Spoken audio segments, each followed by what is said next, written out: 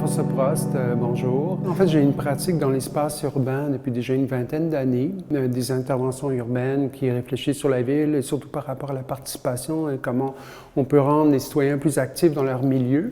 Le diagramme, c'est intéressant parce que c'est vraiment une carte mentale par rapport à ces réflexions-là.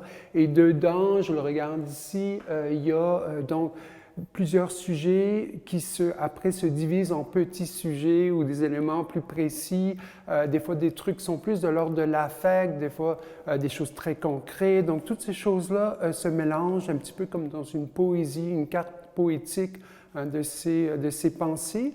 Au niveau des droits, les droits à la ville, donc ça c'est un sujet qui est quand même très important. Donc, il y a quand même une négociation du territoire qui pour moi est plus juste et poétique et accessible. Ouais, la partie au centre, c'est conçu pour mettre donc des feuilles, des articles que les gens peuvent consulter. Donc les gens peuvent carrément les prendre eux-mêmes et les consulter sur le lieu, fait que le lieu devient comme un moment aussi de réflexion et de lecture, tout en prenant conscience donc de cette réalité complexe qu'il y a en dessous des réalités, donc les lois, les règlements.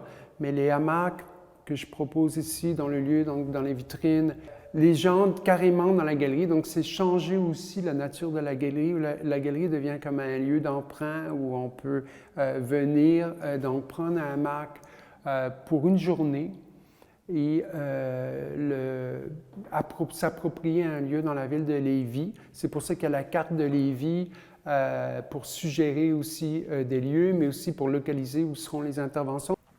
Donc, je laisse les gens choisir et suggérer un lieu qui serait propice par rapport à cette réflexion, des espaces qui sont des fois figés, inutilisés. Je suggère aux gens de venir voir, de lire un peu la carte, mais aussi pour ceux qui veulent poser aussi une action dans la ville. Donc, je présente ici dans le centre Regard le projet donc Infralois, les architectures du commun, qui va être ici jusqu'au 12 juin. Puis on aura un finissage, brunissage, certains disent, le 11 juin, et qui va venir aussi réunir d'autres choses qui vont s'ajouter à cette exposition.